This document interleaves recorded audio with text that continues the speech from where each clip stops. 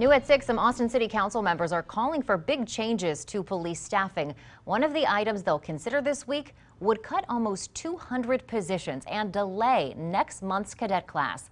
As KXAN investigator Kevin Clark explains, it would be a big change in direction for a city that's been working to hire more police officers for years. In 2016, a city-funded report by the Matrix Consulting Group recommended hiring dozens of officers to keep up with Austin's growth and allow for more community engagement. But now, council members say it's a new day. There is a large call for change, institutional change, to move from the status quo. The Matrix report is based on the status quo. One proposal would cut any additional sworn police officer positions from next year's budget. It could also mean moving other jobs like community service officers to different departments. Did those CSOs have to be in the police department?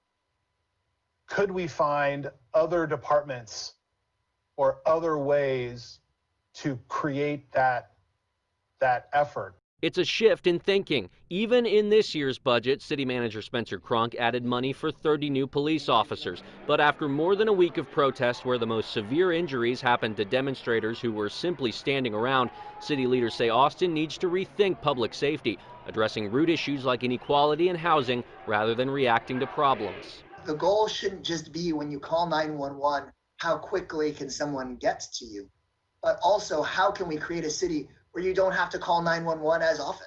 To this point, city leaders have focused on changing APD's culture. Another proposal to come up Thursday would delay a cadet class expected to start next month until proposed reforms can be incorporated in APD's training academy. Kevin Clark, KXAN News.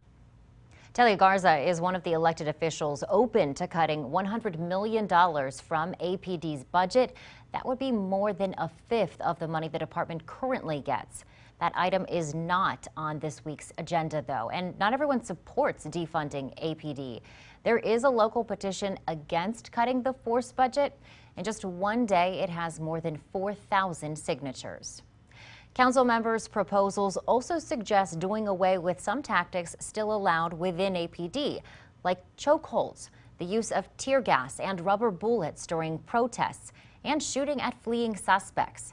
We spoke with the Ennis police chief, who worked for Dallas PD for 20-plus years and wrote a book on modern-day policing. He agrees that officers could do their jobs just as effectively without chokeholds.